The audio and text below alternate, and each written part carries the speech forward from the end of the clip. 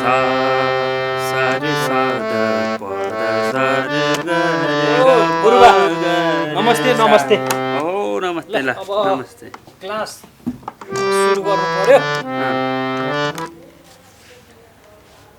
अब तपाईको यो नै मिले हैन के जहिले पनि त्यही प्रब्लम 1 वर्ष लाउने हो क्या एउटा सासवरलाई मिलाउनलाई यो सा आज चाहिँ जसरी मिलाउनु नि ओ बुढो मेरो तरिकाले सिकाउनु है अलि गाह्रो भयो क्या यो सिकाएको गाह्रो भयो।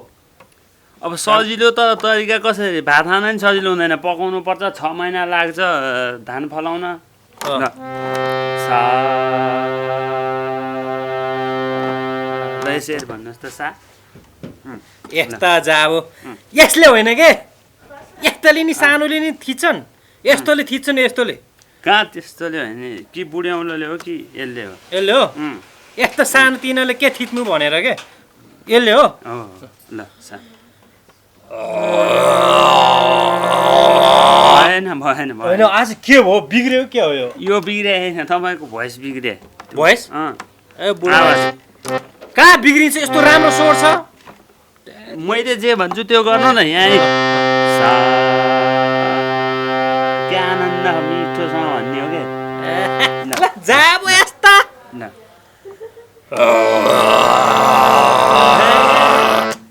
त्यो भैँसीले हा गरे जस्तो के हो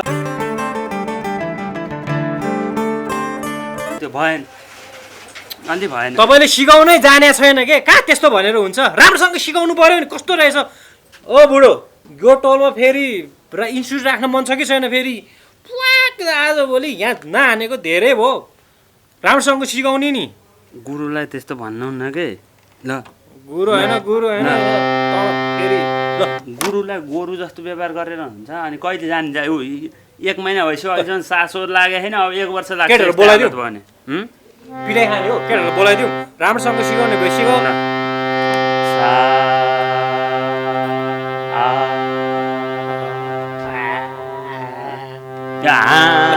भैँसी गराएर अब ल फेरि गरौँ त म यो गर्छु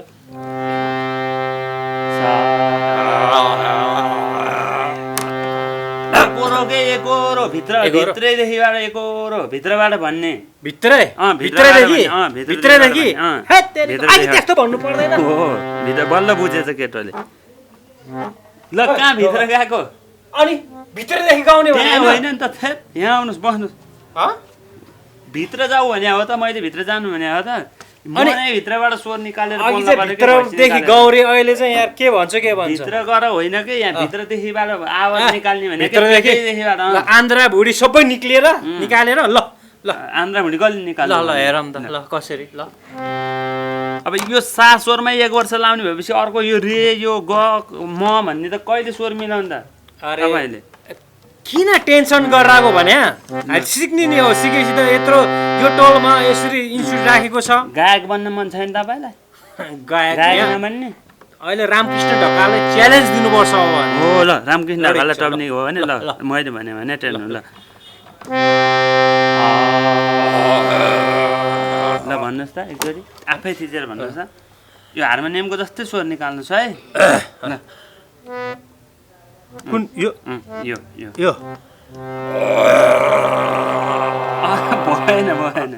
भएन सा ओ बुढो तिमी डा लागेको हो मैले जतिचोटि गर्छ भएन भन्छु कस्तो मान्छे यार ल मलाई सिकाउनु नि त मलाई सिकाउनु ल सिकाउँछु मलाई सिकाउनु ल यसो गर्ने आज गुरुलाई मै सिकाइदिन्छु जहिले नि भएन भन्छ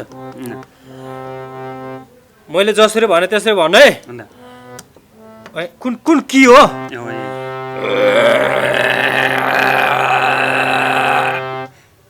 मिठो छ नि त यस्तो कसले सुन्छ यस्तो आवाज त कसैले सुन्दैन कस्तो मान्छे यार जतिचोटि भन्छ यहाँ हुँदैन भन्छ तपाईँको यो मिसिन बिग्रेको छ यो मिसिन बिग्रेन बुढो राम्रोसँग ल्याउनु नि यार कहिलेको जमानादेखिको ससुरालीबाट ल्याएको हो क्या तपाईँको अब यो बोली आवाज सुन्न मैले धेरैचोटि सम्झाइसकेँ भन्ने मानेकै छैन उल्टै मलाई थर्काएर हान भैँसी नै साथी बनाउनुहोस् 10-20 वटा अनि सुन्छ ओ बाजे यो भैँसीको कसले भनेको भैँसी मुख सुख सम्हाल है फेरि पहुँच देखेन फेरि अस्ति मात्रै ढलाएको फेरि तपाईँले पनि ढलाउन नपरोस् फेरि। जति भने अझ उल्टे गुड्ला थर्क अनुशासन र शिष्टाचार चाहियो। पहिला मैले एक भने एक, क भने क। तुइले एक भनेर हुन्छ? तुइले अनि भैँसीलाई गोरु भने म अनि गोरु भन्ने? भैँसी हो, गोरु हो। हो त्यही भएर त यहाँ सा भन्दा सा मिलाएर भन्ने। अब मलाई होइन स होइन, मलाई सदेखि अब रे ल लास्टदेखि सिकाउनु। लास्टदेखि फर्स्ट हामी त्यस्तो अलिकति युनिक छ है म भाइ। लास्टदेखि लास्ट र अन्तिम भनेकै सा हुन्छ के सिकाउने। मलाई ल सुन्नुहोस् ल एकचोटि फेरि है त।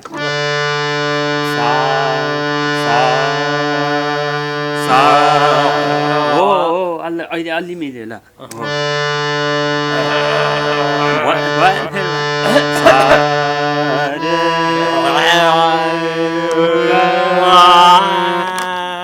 भएन कि म ल म गर्छु ल आफै एकचोटि त्यस्तो भएन कति भन्ने के यस्तै यो मूर्ख व्यवहार हट्नुपर्छ तपाईँको अनि मात्र आउँछ, नत्र भने आउँदैन। गुन्डा गर्ने मान्छेलाई कुट्दै हिँड्ने यताउति गर्ने। अब मलाई यहाँ लास्टै रिस उठिरहेको छ होइन। अब यहाँ बुढोको दाँत अहिले निकालिदिन्छु अहिले। तपाईँको यस्तै व्यवहारले म चाहिँ सिकाउनु सक्दिनँ नि फेरि। राम्रो सिक्दैन भने राम्रोसँग फेरि यो टोलको थाहा होला नि त फेरि को भनेर फेरि राम्रोसँग सिक्नुहोस् न त अनि। ल सिकाउनु त राम्रोसँग सिकाउने मान्छे राम्रोसँग म त सिकिरहेको छु त, म त गइरहेको छु त। मेरो स्वर कति राम्रो भन्छ अरूले। सोमत छ न केही छ न बहनी तरिका यताउति भने एउटा कानले सुने अरू कानले उडाउँछन्। अलि अब ल एकचोटि मैले लास्ट सिकाउँछु ल आज। ल मैले आज सिकाउँछु ल ल। हुन त ठिकै छ, केटोले बुझाएको थिइन् यो सबै मूर्खै हटिहाल्छ। ल अहिले जेसुकै गर ल ल है ल। अब सा भन्न आएन भने अर्कै भन्ने ल, रि भन्ने है त रि कि मा भन्ने जे भने नि हुन्छ। यस्तो ट्यालेन्ट व्यक्तिलाई यार जस्तो भने नि हानिदिन्छु नि म त। आमा छन् कि छैनन् घरमा? आमा आमालाई मान्यो भने मान्नुपर्छ यो सँगै सिक्ने धर्म। अस्ति मात्रै आमाले पनि एक पहुँच दिएको नि भने बेलामा खर्च दिँदैन आमा फेरि पहुँच दिन्छ फेरि। तपाईँको पनि पालो आयो जस्तो छ फेरि। यस्तो आमा बाउ हान्नेले अनि यो कुट्ने आमा बाउ नै कुट्नेले कहाँबाट सिक्छ त? राम्रोसँग गुरुलाई कुट्ने आमालाई कुट्ने बाउलाई कुट्ने भन्नेले हार्मोनियम घमण्ड हट्न पर्छ। अनि तपाईँ हार्मोनियम पोको पारेर फेरि मिल्दैन यो टोलमा फेरि राख्दिनँ फेरि।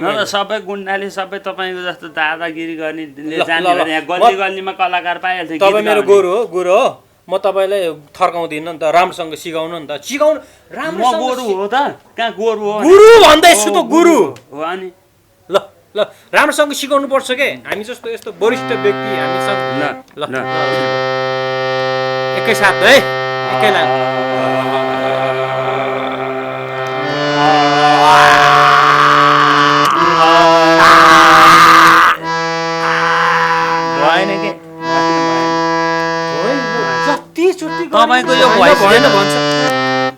तपाईँको यो भोइसले त कसैले नि सुन्दैन, सबै भाग्छ मान्छेहरू हाँसिहाल्छ नि। अहिलेसम्म हाँसो लाग्छ मलाई नै, म हाँस्न मात्र सके छैन। ल अब होइन ल आजलाई यति गरौँ। यति हो यति गरौँ। एकचोटि बजाउँ। यस्तोले बजाएर नि हुन्छ त, यस्तोले बजाउनु पर्छ।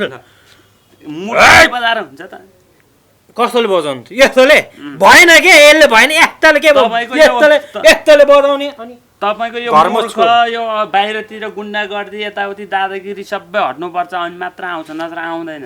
कहाँ आउँछ त?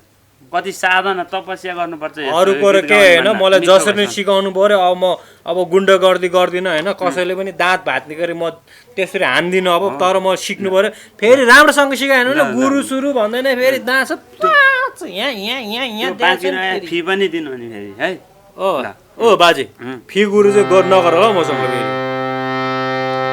ल ल अब लास्ट ल म सुनाउँछु एकचोटि कति मिठो स्वर हुन्छ सुन्नु।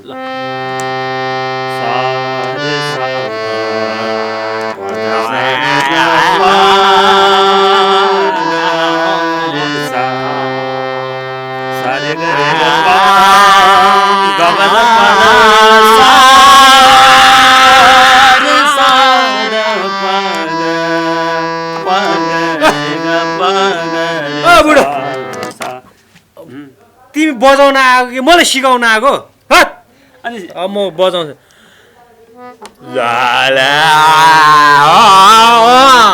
अलि शास्त्रीय सङ्गीत यसै सिकिन्छ शास्त्रीय सङ्गीत भने के हो तपाईँलाई थाहा छ थाहा छैन विश्वको सबभन्दा यस्तो जाबो आनन्द शान्तिको लागि सिक्ने हो सङ्गीत भनेको कहाँ हो भैँसी ट्याटु र त्यो करार हुन्छ ल त्यही भएर बुढो टाइम भएन सिद्धेन सिद्धो ल ए बुढो यो बानी चाहिँ सुधार्नु है बानी सुधार्नु मैले भनेको छ बुढो मैले भनेको छ फेरि राम्रोसँग सिकाएन भने फेरि तपाईँको छोरीलाई फेरि हाम्रो जसरी गाउने भए तपाईँको बोली राम्रोसँग भोलि राम्रोसँग सिकाउने तपाईँको छोरी उडाइदिन्छु यस्तो छ सँगै सिक्ने अहिलेका केटाहरू के भयो होला नि त हामीले जसरी गुरुलाई यत्रो गुरु भक्ति राखेर सिक्ने हुनुपर्ने नि कहिले आउनु कहिले जान्दैन त्यो केटा मूर्ख बानी नहटिकन के जान्छ